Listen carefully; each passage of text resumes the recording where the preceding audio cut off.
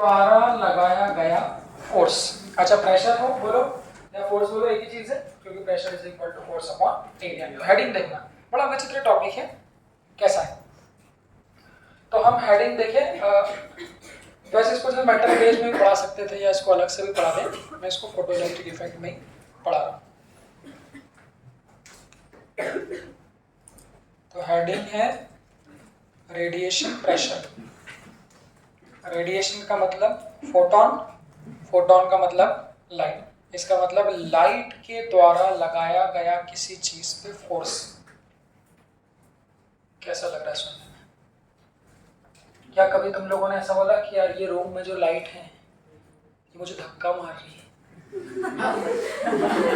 वो कितना धक्का मार रही है यार, कितनी भारी लाइट है यार। वो सर दुख रहा, सर अब बोले सर दुख रहा आँख के कारण नहीं यार, कितने भारी बल्ब थे, लाइट कितनी भारी थी। कभी सुना ऐसा? इस रूम में सारी लाइट चालू कर दी, उसकी वजह से कांच टूट गए। तो बताइए टॉपिक तो भाई सही में टूट गए। तो टॉपिक तो सही में यही है कि रेडिएशन मतलब लाइट के द्वारा किसी चीज पे लगाया गया फोर्स। तो सुनने में जरूर अजीब लगता है, बट बात कहीं ना कहीं सत्य है। वो बात अलग है कि उस फोर्स को आप फील इसलिए नहीं कर सकते क्योंकि वो लगभग नेग्लिजिबल है। ये मामूली लाइट, मामूली सी लाइट 25, 50, 100, 200 रुपए वाली लाइट, इन लाइट की चूंकि इंटेंसिटी बहुत कम है, तीव्रता बहुत ज्यादा नहीं है, तो इनके कारण लगने वाला फोर्स भी बहुत कम है, ना के बराबर। बट जब लाइट को बहुत हाई लेवल पर लाखों करोड़ों की अगर लेजर हम लोग ले आए और बहुत हाई इंटेंसिटी की लाइट ले आए, तो उन परिस्थितियों में वो लाइट जिस भी सरफेस पे गिरेगी कुछ ना कुछ थोड़े से अमाउंट में, हो सकता है 0.1 न्यूटन हो या हो सकता है 1 न्यूटन हो, कुछ वो फोर्स लगाती है। तो अगर इस लाइट के सामने मैंने ऐसा हाथ कर लिया तो मुझे इस लाइट के द्वारा लगने वाला फोर्स फील नहीं हो रहा। हो तो लग तो रहा है बट मुझे फील नहीं हो रहा, क्योंकि वो बहुत ऐसा हो गया कि 1 करोड़ 10⁻⁻20 न्यूटन आ गया, तो इतना कम है कि हमको फील नहीं हो रहा। बट जब बहुत हाईली इंटेंस्ड लाइट सोर्स को एक्सपेरिमेंटल जब लैब में देखा गया तो पाए कि लाइट, थंब रूल क्या है, मूल मंत्र क्या, लाइट जिस भी सरफेस पे गिरती है उस सरफेस पे वो क्या करती है, फोर्स लगाती है। उसी फोर्स को हम लोग रेडिएशन फोर्स या उस प्रेशर को हम लोग रेडिएशन प्रेशर कहते हैं। निश्चित तौर पे एक एक्स्ट्रा टॉपिक है, 2 स्टार मार्क करें, नीट में तो कभी नहीं आया, बट एक इंजीनियरिंग का बहुत टफ टॉपिकों में से एक है। वहां पर इसका डेरिवेशन भी बताते हैं, इंजीनियरिंग में एंगल पे भी लेते हैं, तो डेरिवेशन के सही बहुत लंबा टॉपिक, दो लेक्चर का टॉपिक लगभग बन जाए। उन सभी के डेरिवेशन बनाने के बाद और सब कुछ करने के बाद जो फाइनल कंक्लूजन है मेरे पास, जो फाइनल फॉर्मूला है, वो फाइनल फॉर्मूला आप लोगों का क्या है? तो रेडिएशन प्रेशर, अब यहाँ पी पावर नहीं है, रेडिएशन प्रेशर का फॉर्मूला होता है I/C ब्रैकेट में 1+R। अच्छा इसका डेरिवेशन अगर आप लोग बुक में देखते हैं, हालांकि आप बुक में होगा ही नहीं, बट डेरिवेशन अगर बुक में देखोगे तो कुछ डेरिवेशन मिलता है न्यूटन्स लॉ वाले से। अगर कोई न्यूटन्स लॉ थोड़ा बहुत पुरानी बात कभी याद रखें तो फर्स्ट लेक्चर में न्यूटन्स लॉ के हम बताते हैं बॉल के रिबाउंडिंग वाले केस, याद होगा आपको कि सेम स्पीड से रिबाउंड हो गया, डिफरेंट स्पीड से रिबाउंड हो गया, एक केस में रिबाउंड ही नहीं हुआ, तो उसके जैसे डेरिवेशन बनाए थे हमने, force is equal to rate of change of momentum के। सेम डेरिवेशन इसके भी बनते हैं, पर लाइट का मोमेंटम लिखना थोड़ा टफ काम है, तो वैसे ही लिखते हैं, इनिशियल मोमेंटम लिखते हैं, फाइनल मोमेंटम लिखते हैं, सबको माइनस करते हैं, फाइनल सॉल्व करने के बाद जो फॉर्मूला है वो ये है। तो रेडिएशन प्रेशर का फॉर्मूला है I/C। अब सवाल है I क्या है? मैंने बोला कोई भी एरी गेरी सड़ी लाइट फोर्स बहुत नेग्लिजिबल लगाएगी, तो I इज द इंटेंसिटी, किसकी इंटेंसिटी? लाइट की। C क्या है? Speed of light. जब लाइट है तो स्पीड ऑफ लाइट आ गया, R मेन चीज। सुन लो पहले, this R is called the reflection coefficient of light। इस R को हम कहते हैं रिफ्लेक्शन कोएफिशिएंट। अब रिफ्लेक्शन कोएफिशिएंट का मतलब क्या है? देखिए ऊपर तो रिफ्लेक्शन कोएफिशिएंट का मतलब है अमाउंट ऑफ लाइट और the percentage of light which is reflected. ऐसा क्यों, थोड़ा इसको प्रैक्टिकली जानते हैं। आप लोगों का ओपिनियन क्या, बचपन से पढ़ते हैं लाइट जिस भी सरफेस पे गिरती है उस सरफेस से कुछ लाइट रिफ्लेक्ट भी हो सकती है, उस सरफेस पे कुछ लाइट एब्सॉर्ब हो सकता है, सारी की सारी एब्सॉर्ब हो जाए या हो सकता है सारी की सारी रिफ्लेक्ट हो जाए। जैसे वो लाइट इस बेंच पे गिर रही है, इस बेंच पे, तो वहां से लाइट इस बेंच पे आई और इस बेंच से क्या हो गई, रिफ्लेक्ट भी। तो बेंच है तो कुछ लाइट एब्सॉर्ब भी करी है और कुछ लाइट रिफ्लेक्ट। जैसे मिरर क्या करता है, तो मिरर ले लिया, मतलब मिरर को कह सकते हैं कि वो 100% कैसा है, रिफ्लेक्टेड कह सकते हैं, बट मिरर भी लाइट को आधा 1% एब्सॉर्ब करता है, बट मिरर को हम कह सकते हैं 100% रिफ्लेक्टिंग। और हम थर्मोडायनेमिक्स में पढ़े और भी जानते हो, ब्लैक कलर क्या करता है, तो उसको कह सकते हैं कि वो लाइट को 100% एब्सॉर्ब, तो वो स्मॉल आर मेन है। तो स्मॉल आर को हमने क्या बोला, रिफ्लेक्शन कोएफिशिएंट, जो क्या बता रहे हैं, परसेंटेज, कितना परसेंट लाइट का रिफ्लेक्ट हुआ। तो आप लोग बताइए मिरर के लिए आर कितना होना चाहिए, मिरर के लिए लाइट कैसे हो गई, 100% रिफ्लेक्ट हो गई, मतलब आर की वैल्यू 1 है। तो फिर ब्लैक कलर के लिए 0, क्योंकि ब्लैक कलर ने पूरा ही एब्सॉर्ब कर लिया, तो रिफ्लेक्ट कितना किया, 0। तो स्मॉल आर वो बताता है कि कितने परसेंट लाइट रिफ्लेक्ट हुई। क्वेश्चन को घुमाने के लिए वो ऐसा कहेगा कि 40% ऑफ लाइट इज एब्सॉर्ब, तो आर कितना लोगे, एब्सॉर्ब से मतलब 40% एब्सॉर्ब हुई तो रिफ्लेक्ट कितनी हुई, 60%। तो 60% कोएफिशिएंट मतलब परसेंट को हटाओगे तो वो कितना आ जाएगा, 0.6 आ जाएगा। तो यहाँ पर दो फॉर्मूले पढ़ना है, ध्यान रखना, एक पढ़ना है रेडिएशन प्रेशर का और एक पढ़ना है रेडिएशन फोर्स का। क्योंकि हम लोग जानते हैं अगर प्रेशर पता है मतलब फोर्स पता है, तो ये फॉर्मूला सब लोग याद रखो, इसका कोई एक्सेप्शन नहीं। सारे केस जो आप लोग के एग्जाम्स में लिखे वो इसी फॉर्मूले से बना दूंगा, I/C 1 + R। इसी में अगर फोर्स लिखना हो तो प्रेशर इज इक्वल टू, तो इस प्रेशर को लिख दूंगा फोर्स अपॉन एरिया, हाँ फोर्स अपॉन एरिया, तो फोर्स क्या हो जाएगा, प्रेशर में एरिया का मल्टीप्लाई कर, तो ये रेडिएशन प्रेशर का फॉर्मूला, इसमें एरिया का मल्टीप्लाई कर दो तो रेडिएशन फोर्स, सिंपल भाषा में लाइट का फोर्स, लाइट कितना फोर्स लगा रही, तो इस प्रेशर में I में मल्टीप्लाई कर दें A का बाय C ब्रैकेट में प्लस, तो लाइट तो 3 डायमेंशन में रहती है, अरे तो जिस भी सरफेस पे गिरी उस पे तो फोर्स लगाएगी, चाहे वो 3D में हो। इसको लिख लो, इस फॉर्मूले को, ये परसेंटेज में दिया होगा क्या, बता दो, देखो फटाफट इसको,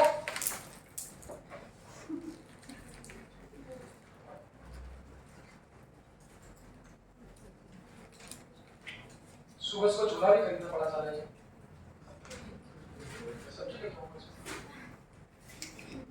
हाँ लिख लिया। और जो क्वेश्चंस आप लोग के प्रीवियस ईयर एम्स में थे वो कौन से थे, सुनना। हाँ यहीं पर अगर हम लोग देखें, लिख लिया इसको, यहीं पे आप लोग केस बनाएं, अगर मैं कहूं if the surface is perfectly absorbing, तो केस क्या बन जाएगा रेडिएशन प्रेशर का, रटने की जरूरत है, परफेक्टली एब्सॉर्बिंग है मतलब रिफ्लेक्शन कोएफिशिएंट कितना है, 0, तो फिर रेडिएशन प्रेशर सिर्फ कितना बन जाएगा, I/C। और कहा अगर इट इज परफेक्टली रिफ्लेक्टिंग तो तो दोनों को लिख लेना, अगर परफेक्टली रिफ्लेक्टिंग है यही लिख लेना, तो R = 1, क्वेश्चन में दिया होगा, मैं क्वेश्चन बताऊंगा तो और समझ में आ जाएगा। परफेक्टली रिफ्लेक्टिंग तो रेडिएशन प्रेशर बन जाएगा 2I/C, क्योंकि 1 + 1 2 हो जाएगा। अगर R की वैल्यू 0 है तो परफेक्टली एब्सॉर्बिंग, तो रेडिएशन प्रेशर बन जाएगा I/C। अगर कुछ और वैल्यू दी होगी तो R की वैल्यू आप लोग रख लो। अब क्वेश्चन निकालो, अरे वो तो वहां रख दिया, वो निकाल के, हाँ अरे स्मॉल r बता रहा है अमाउंट ऑफ लाइट ऑब्लिक में percentage of light which is reflected, हाँ अमाउंट ऑफ लाइट और percentage of light which is reflected. हाँ भाई चलो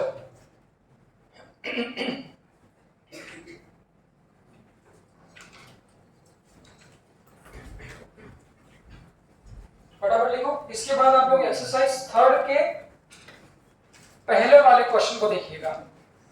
एक्सरसाइज थर्ड क्वेश्चन नंबर पहला।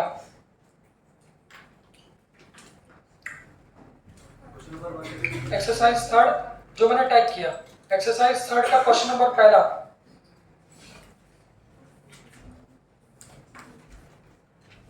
सब लोग लिख लिया तो बेटा पढ़ो फटाफट। अब देखो डेटा क्या क्या दिया है। अच्छा कल मैंने क्या बताया था, इंटेंसिटी कैसे निकालते हैं? डायरेक्ट हो सकता है नहीं दी हुई है। हाँ तो इंटेंसिटी निकालने का इस चैप्टर में फॉर्मूला क्या था? Power per unit area. तो एरिया कितना लिया था? 4 पाई आर स्क्वायर। चलिए अब बच्चों सब लोग पहला वाला क्वेश्चन पढ़ो फटाफट। हाँ बोलो।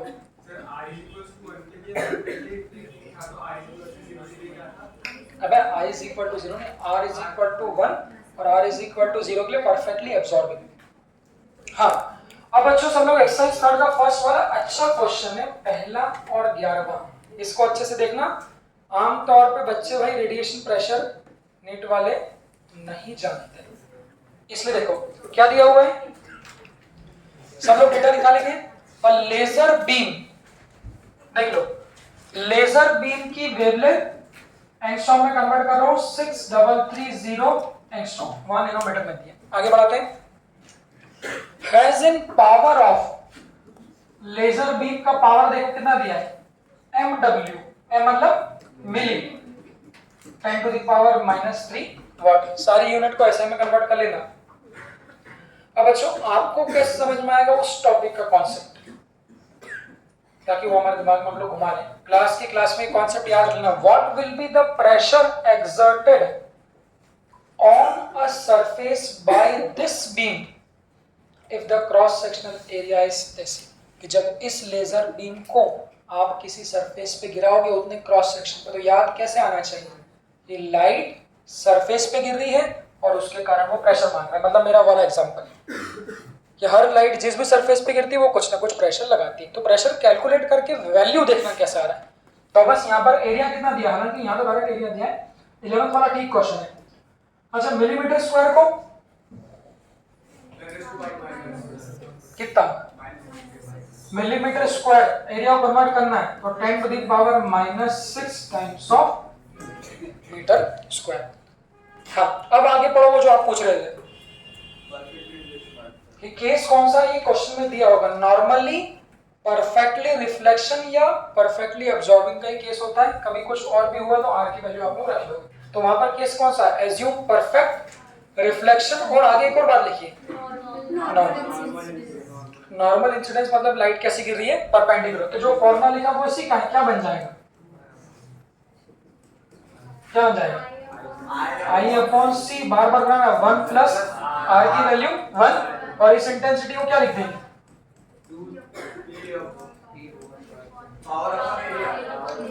इंटेंसिटी क्या था, पावर अपॉन एरिया। तो ये 1 + 1 2, तो वो कितना बन जाएगा 2I/C और I को लिख दिया पावर अपॉन एरिया। सभी की ऐसा यूनिट में वैल्यू रख के चेक करो कितना आ रहा है। तो 2 ये P क्या था, ये P प्रेशर, ये पावर, पावर कितना दिया है 3 × 10 to the power -3 upon C value 3 × 10 to the power 8, area 3 × 10 to the power 6 है ना, 6 देख लो। तो कौन कौन कट रहा है, ये 3 से 3 कैंसिल हो गया, वैल्यूज देख लो। हाँ ये -6 से क्या होगा, ये कैंसिल हो जाएगा, यहाँ कितनी पावर बचेगी आपकी 2, ये 2 कहां से ले जाएगा ऊपर, ऊपर तो -2 -3 कितना -5। तो रेडिएशन प्रेशर जब सरफेस परफेक्टली रिफ्लेक्टिंग हो कितना बचेगा 2/3 × 10 to the power -5। 2/3 को 0.66, तो इसको लिख दिया 0.66 इंटू 10 टू द पावर -5, एक और जीरो घूमेंगे। हाँ 6.6 इंटू 10 टू द पावर। अब एक गलती हो सकती है, ये क्या निकाला है? हाँ ये क्या निकाला है आपने? Radiation pressure. एक मिनट सुनो ऊपर, अगर मैं आपको कहूँ रेडिएशन फोर्स कितना हो, प्रेशर मिल जाएगा तो फोर्स कैसा होगा? इनटू एरिया, उसकी वैल्यू और देखना। तो ये तो रेडिएशन प्रेशर मिला, अगर मैं आपसे बोलूं रेडिएशन फोर्स कितना होगा तो आप क्या लिखोगे? Pressure into area. प्रेशर कितना है? -6, और एरिया कितना है? 4 -6, तो 3 इंटू 10 टू द पावर -6। तो जो रेडिएशन फोर्स होगा वो कितना हो जाएगा? 6 18 6 18 18 19.8 into 10 to the power -12। Value कितनी होगी? अब देखो ये फोर्स कैसा है, ज्यादा है कि कम है? तो मतलब 3 मिलीवॉट की अगर आप एक लेजर ले लेते हो तो उसके द्वारा लगाया हुआ फोर्स 10 टू द पावर -12 में आए। इतने जीरो से आपको क्या करना पड़ेगा? डिवाइड करना। तो ऐसा बन जाएगा 0.0000, ऐसे बहुत सारे जीरो चलने के बाद क्या होगा? 1980। तो इसीलिए मैंने कहा उस पॉइंट को फील करो। इसीलिए मैंने कहा कि लाइट के द्वारा लगाया गया फोर्स होता तो है बट वो इतना कम है कि उस फोर्स को हम लोग फील नहीं कर सकते। तो इसी से मिलता जुलता फिर 11th वाला एग्जांपल पढ़ो फटाफट जल्दी। हाँ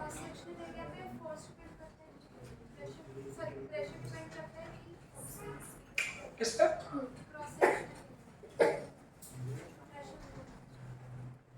वो अलग चीज है, फ्लूइड का पूछ लो आप। नॉर्मली तो सभी दोनों पे करते हैं, प्रेशर भी एरिया पे डिपेंड करेगा।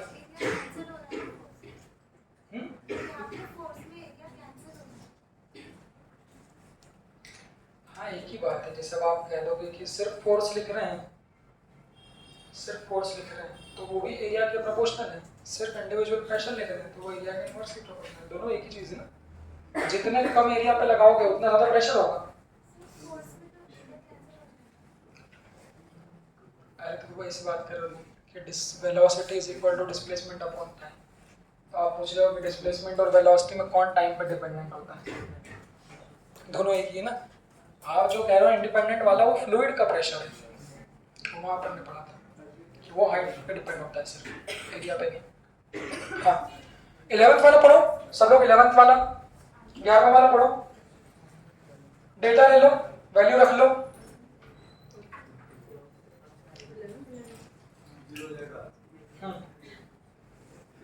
निकालो निकालो, हो जाएगा ना, फटाफट निकालो।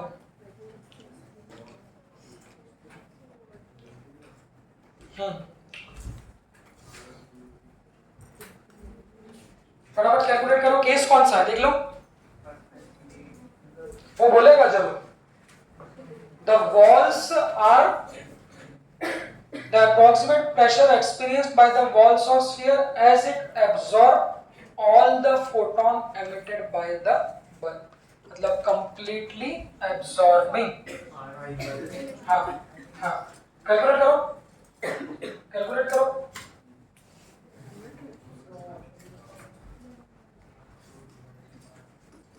फटाफट जल्दी जल्दी करो, जल्दी आंसर निकालो। अच्छा प्रेशर पूछा है कि फोर्स पूछा है?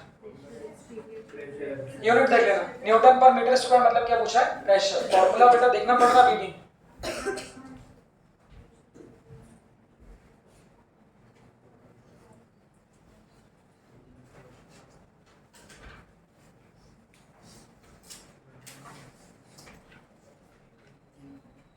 कितना? हाँ फॉर्मूला बेटा अभी भी जिसको याद नहीं हो भाई, I/C 1 + R परफेक्टली एब्सॉर्बिंग है तो R की वैल्यू 0 कर दो। तो बस रेडिएशन प्रेशर बराबर 1/C, I को क्या लिख दोगे? Power per unit area. अच्छा यहाँ एरिया क्या लोगे? 4 अच्छा ब्लैक स्फीयर क्यों बोला? अगर वो आगे लाइन नहीं भी जोड़ता तब भी वो बात उस चीज का संकेत है, वो तो उसने आगे बिना वजह जोड़। नॉर्मली ऐसे बोलना चाहिए ब्लैक स्फीयर है, तो भी वो समझने की बात है कि वो परफेक्टली अब्सॉर्बिंग स्फीयर है। बस उसके बाद निकाल लेते हैं। तो रेडिएशन प्रेशर बराबर, सॉल्व कर लिया, 10 to the power A, power कितना है यूनिट चेक कर लेना, 500 वाट ऐसा यूनिट है, और एरिया कितना लिखेंगे स्फीयर का, जो कल सिखाया था 4 पाई आर स्क्वायर, आर कितना है 1 का 4 पाई कितना लिख दिए, तो लिख लो 1/3 into 10 to the power 8, हाँ अपॉन नीचे कितना दिया है 6, हाँ कितना आ रहा सॉल्व करेंगे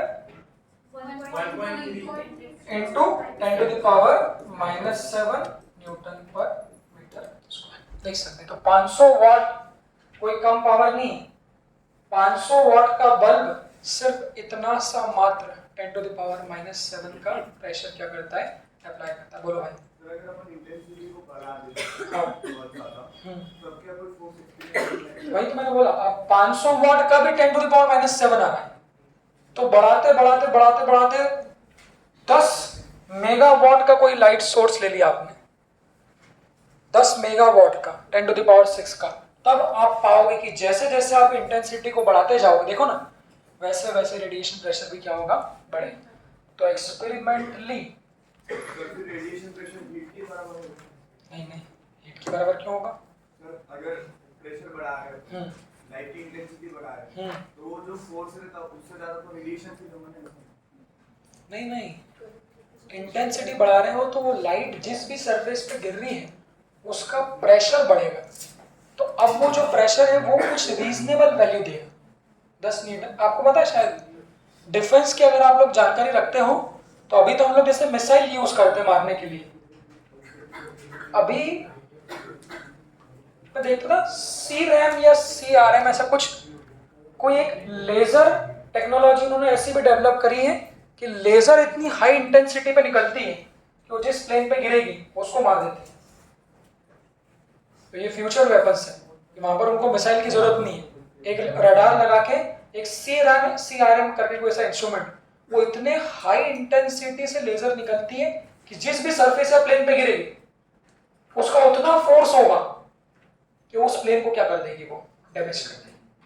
तो वो कहीं ना कहीं इसी पे तो बेस्ड है आपका कि अगर इंटेंसिटी ऑफ लेजर को बहुत ज्यादा, उसको देखना आप कितने कुछ गीगा वोल्ट का कुछ वोल्टेज है, उतने हाई वोल्टेज से वो laser beam fraction of second में निकलती, रडार लगा होता है, जैसे देखा कि ऊपर से प्लेन गया वो सट से मार देगी एकदम से, और चूंकि वो ट्रेवल किससे कर रही है, लाइट की स्पीड से, लाइट की स्पीड से ट्रेवल कर रही है, तो अगर 500 किलोमीटर दूर भी अगर प्लेन है तो फ्रैक्शन ऑफ सेकंड, फ्रैक्शन मतलब आप सोच भी नहीं सकते, उससे जल्दी जाके फटाक से वो क्या कर देगी, उसको मार देगी।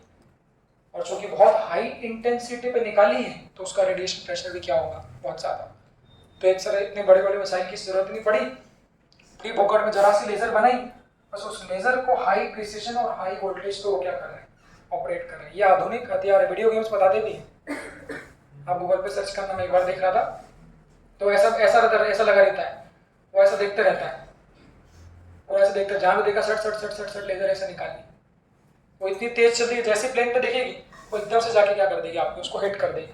तो कहीं ना कहीं वो रेडिएशन प्रेशर पर ही बेस्ड है। अब आगे पढ़ना, इसके बाद इसके आगे के क्वेश्चंस को भी अभी कर लेते हैं हम लोग एक बार। इसके बाद 12th वाले क्वेश्चन को देखिए।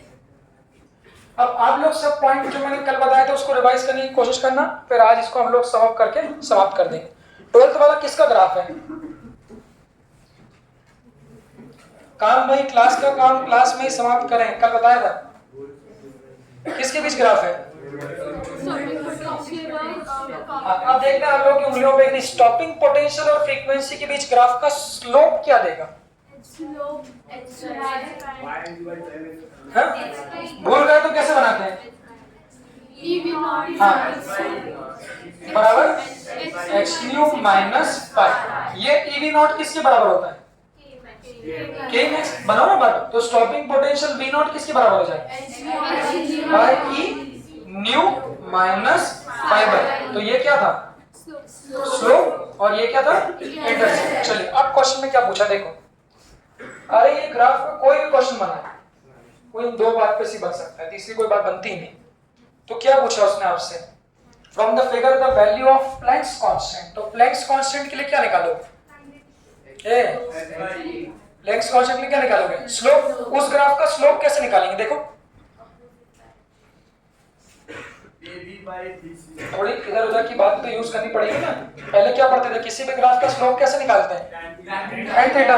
तो सॉल्यूशन देखना, हाँ, तो slope is equal to tan theta, बिल्कुल tan theta is equal to perpendicular upon base, और स्लोप होगा किसके बराबर, तो h बाय e बराबर क्या, परपेंडिकुलर अपॉन बेस। परपेंडिकुलर कितना है, हाँ, तो क्या हो जाएगा h अपॉन e बराबर कर दूं ab अपॉन bc। तो h किसके बराबर होगा, इनटू e। अब मेरा सवाल इससे एक और है आपका, what will be the value of, नहीं निकाल तो नहीं पाओगे वैसे, बट अगर इसी क्वेश्चन में वो आपसे पूछ ले what is the value of work function,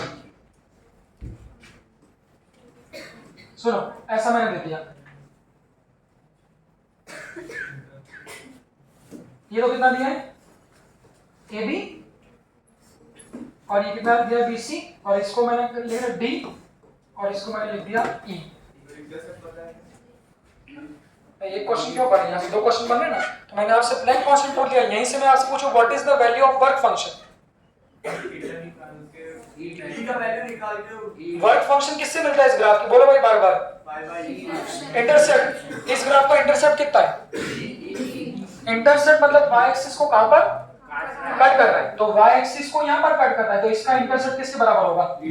तो क्या लिख दोगे, क्या लिख दोगे, इंटरसेप्ट DE बराबर होगा क्या, फाइव बाई, तो फाइव किसके बराबर हो जाएगा, E इंटू DE के बराबर हो जाएगा। वो जो भी क्वेश्चन में दी होगी वो क्वेश्चन के अकॉर्डिंग आप लोग कर लेना। मेरा बताने का पर्पस क्या है कि एक क्वेश्चन क्यों करें, अगर स्टॉपिंग पोटेंशियल और फ्रीक्वेंसी के बीच ग्राफ है तो दुनिया की सभी बुक में दो ही क्वेश्चन बन सकते हैं, या तो क्वेश्चन से वो आपको स्लोप पूछेगा या फिर क्वेश्चन से आपको इंटरसेप्ट पूछेगा। कल भी मैंने दो क्वेश्चन कराए थे, अगर एक की जगह दो ग्राफ दिए ऐसे तो फिर वही कि जो आगे जाके काटेगा उसका इंटरसेप्ट क्या होगा, ज्यादा, जिसका इंटरसेप्ट ज्यादा उसका वर्क फंक्शन भी ज्यादा। तो वो दो क्वेश्चन भी आपको एमपीजी में भी मिलेंगे। चलिए फटाफट टाइम निकाले बगैर 20 क्वेश्चन कर लेते हैं। 13 वाला पढ़ो, 13 वाला डेटा निकालो आप लोग सब, डेटा क्या क्या दिया है, कैलकुलेशन पे भी ध्यान देना,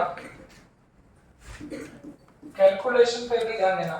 13th वाला 10 टू द पावर 15 किसकी फ्रीक्वेंसी दी है, कौन सी, इंसिडेंट है ना।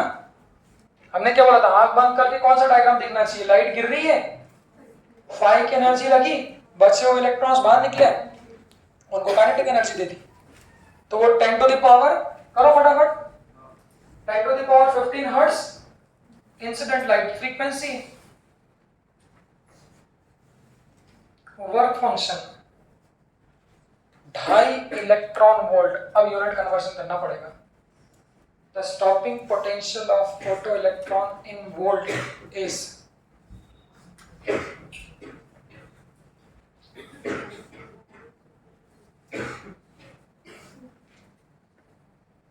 इसमें डी ब्रॉगली के भी दिया होगा। अच्छा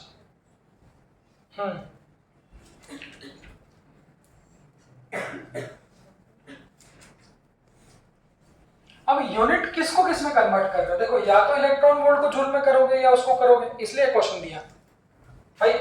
स्टॉपिंग पोटेंशियल निकालने का तरीका क्या है, E माइनस 5। अब किसको किस में कन्वर्ट करें, अब सुनो इसको क्या लिखो, hc बाय लैम्डा की h न्यू, क्यों, फ्रीक्वेंसी।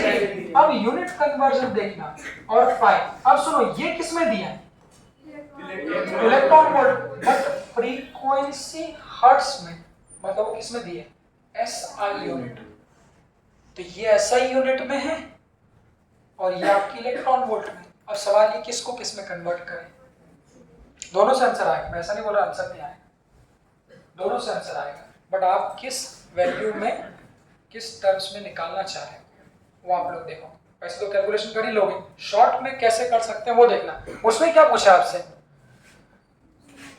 उसने क्या पूछा भाई, स्टॉपिंग पोटेंशियल। तो स्टॉपिंग पोटेंशियल के लिए क्या करो, तो स्टॉपिंग, ध्यान से देखो, तो स्टॉपिंग पोटेंशियल के लिए ई से डिवाइड कर दो, तो ये क्या बन जाएगा देखना, तो h new bye E minus ये क्या बन जाएगा, क्या बोलते हो। तो अगर मैं वैल्यू रखूं देखना, तो स्टॉपिंग पोटेंशियल बराबर देखना यूनिट, ये SI में, ये SI में, इसकी वैल्यू पता है, इसकी वैल्यू कितनी थी क्वेश्चन में, 2.5 इलेक्ट्रॉन वोल्ट। तो इसको तो ऐसा का ऐसे ही लिख दिया, यहाँ कितना आएगा 2.5 इलेक्ट्रॉन वोल्ट, और नीचे डिवाइड भी किससे कर रहे हैं, इलेक्ट्रॉन से, तो क्या हो जाएगा, ये ई से क्या हो जाएगा, कैंसिल हो जाएगा। तो एक जगह आप लोग ई रखने से बच जाओगे, बस उसके बाद वैल्यू पटक दो। अच्छा, इसकी वैल्यू भी कैलकुलेटर से तो याद कर लो, एक बार निकाल के कैलकुलेटर से निकालो और कॉपी में लिख लो। जैसे HC की याद रख रखी, H बाई E की भी याद रख लो, कितनी आ रही, H बाई E की बताओ एक बार कैलकुलेटर से,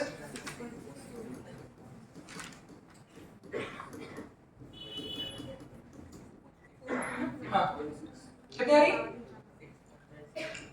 H बाई E की वैल्यू, क्योंकि ये क्वेश्चन में डायरेक्टली यूज होगी, सिर्फ ये डिवाइड करके देख लो,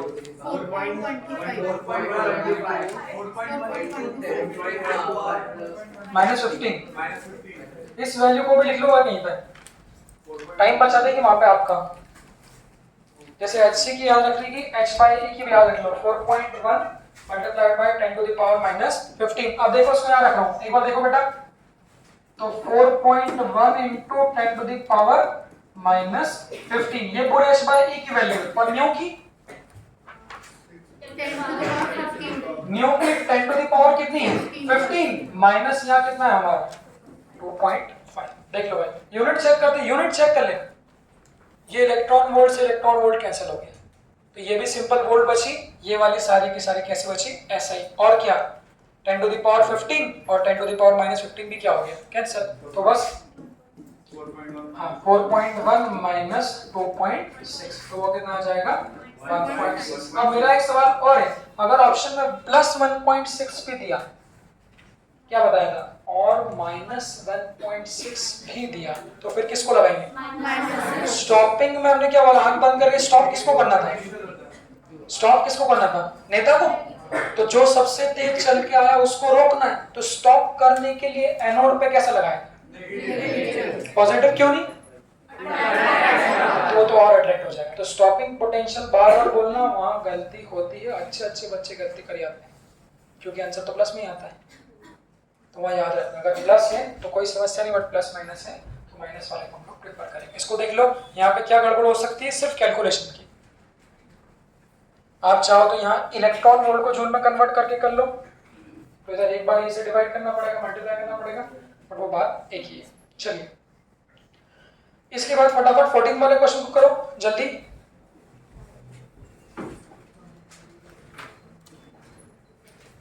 फटाफट,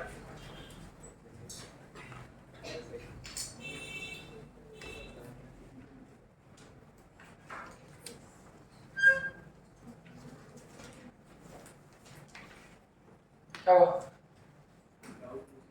बोलो बेटा, पूछ लो, अभी पूछ लो, बोलो ना, अभी पूछो।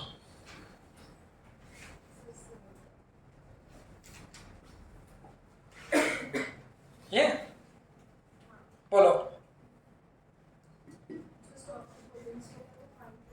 हाँ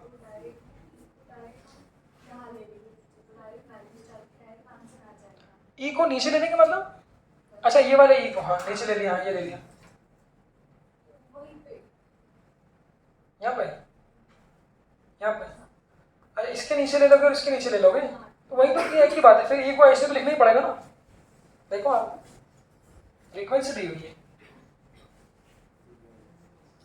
वही तो बात होगी, E by E minus I by, E को कैसे लिखोगे, एच तो लिखना ही पड़ेगा।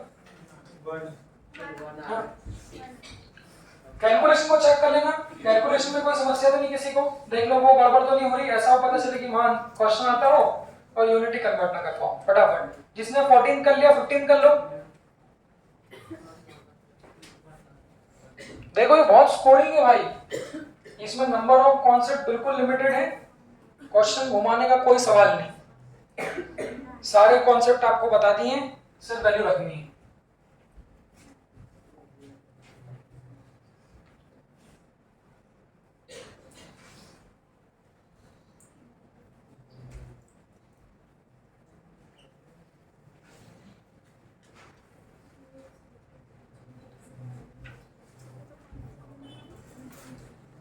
अध्याय लिखा है आज की खराब हो जाएगा कौन नहीं मैं तरक्की हो गई खत्म हो गई और लोग पानी यार फालतू बात कुछ नहीं होता।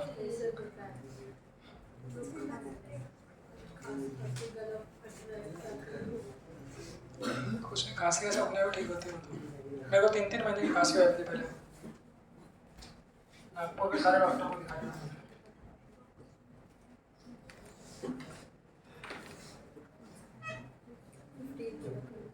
इनकी कोई दवाई थोड़ी ना होती खांसी वासी की। अरे खांसी वासी कभी दवाई नहीं होती, ये बैक्टीरियल इन्फेक्शन और वायरल की भी कोई दवाई नहीं होती। अभी खांसी हो जाती है आपके गले में, वो रेशनेस आ जाती है, तो अब उस समय बैक्टीरिया आपके रेशनेस को और बढ़ा सकते, वो उसको वहीं रोक देते हैं। बैक्टीरियल इन्फेक्शन तो एंटीबायोटिक, इनको कोई दवाई की जरूरत नहीं, एलर्जी की जरूरत नहीं खांसी में।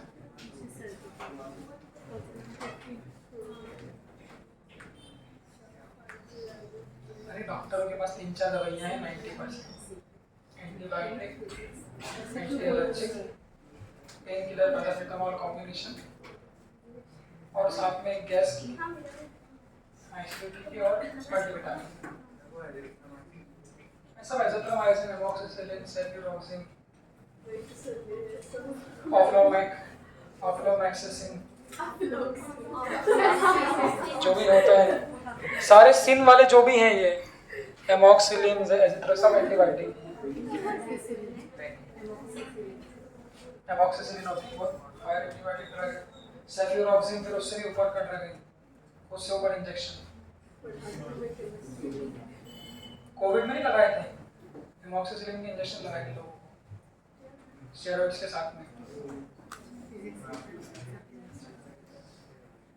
कोरोना में लगा बहुत सारे।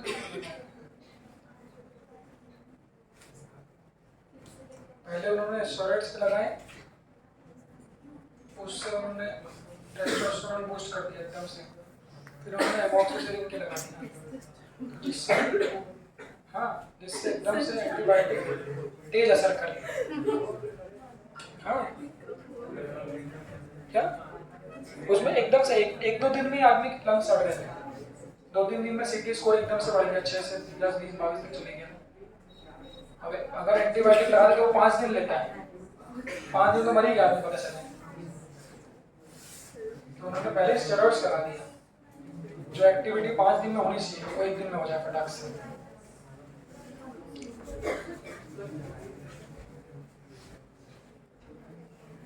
कोरोना में कितना सही काम, डॉक्टरों को दवाई नहीं पता, सब लोग एक कॉमन दवाई चला रहे हैं पूरे वर्ल्ड में, मतलब वो एक व्हाट्सएप मैसेज चल गया, किसी को फोन लगाओ तो वो भी वही बता रही है।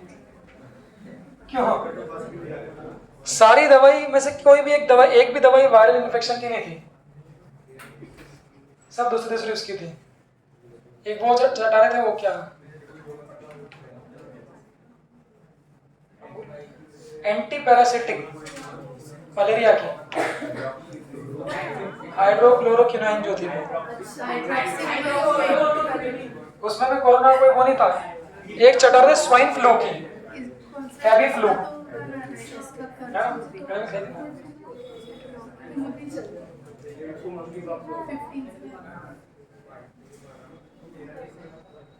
अरे ये ड्रग कंट्रोलर की बदतमीजी आपको पता नहीं, इन्होंने फोकट फ्री में इतनी सारी दवाइयां ट्रायल करी। ये तो दवाइयां ट्रायल थोड़ी ना कर सकते हैं डायरेक्ट आदमी पे कोई,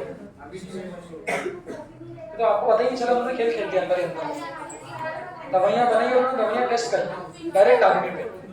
ये मर तो रही, दे दो उसको, पता चल जाएगा। हाँ बेटा बनाई इक्वेशन, कौन सी 15 वाले की इक्वेशन बनाई। अब मैंने बोला था इक्वेशन बना के थोड़ी मेहनत भी कर लियो, शुभ तो टाइम पास कर रहा ना कि 15 वाले का आंसर क्या है, आओ बोर्ड पे।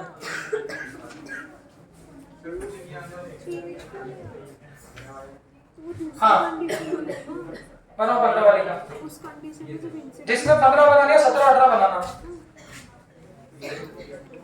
हेलो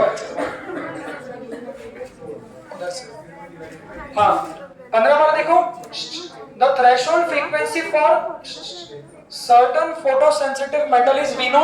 बेटा बेटा बेटा बेटा सुनो ना, when it is illuminated by light of frequency 2 nu naught, then the maximum velocity of photoelectrons is V0। ये मिला मत देना, पहले वाली nu naught है और बाद वाली V0 है। What will be the maximum velocity of photoelectron when same metal is illuminated by 5B? वही वो 4/3 जैसे ही हो गया, बस वैल्यू चेंज कर दी। A प्लस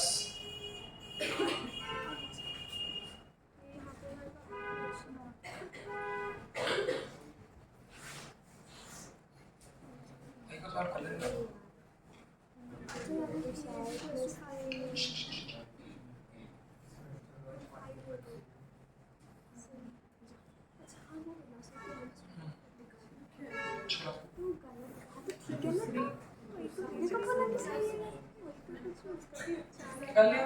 हाँ 17।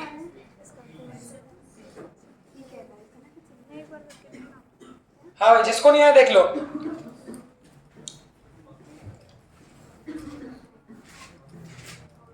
धन्यवाद आपका। ये तो कितना है? ओ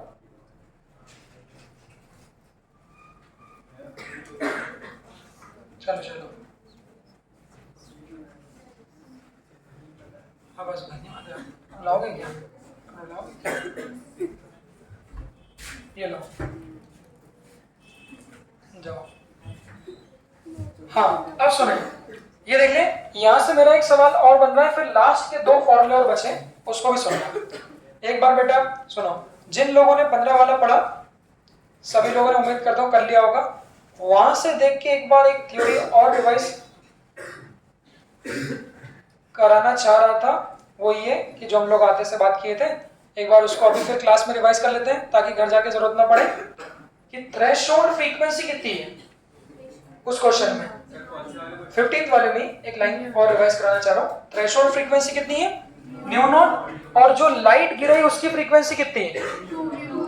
तो थ्रेशोल्ड फ्रीक्वेंसी से क्या है, ज्यादा है, तो थ्रेशोल्ड फ्रीक्वेंसी से ज्यादा होगी तभी इलेक्ट्रॉन क्या हुए, इजेक्ट हुए। अगली बार फिर सेम मेटल बोला, मतलब उसको रिवर्स करें, वर्क फंक्शन सेम, फिर बाद में उसको हम लोगों ने कितना कर दिया, 5। चलिए इसके बाद 17th वाले क्वेश्चन पे आइए। इसमें क्या लगा फॉर्मूला,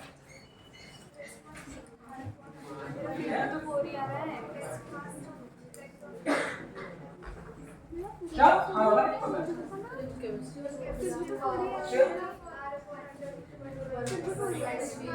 R/m नॉट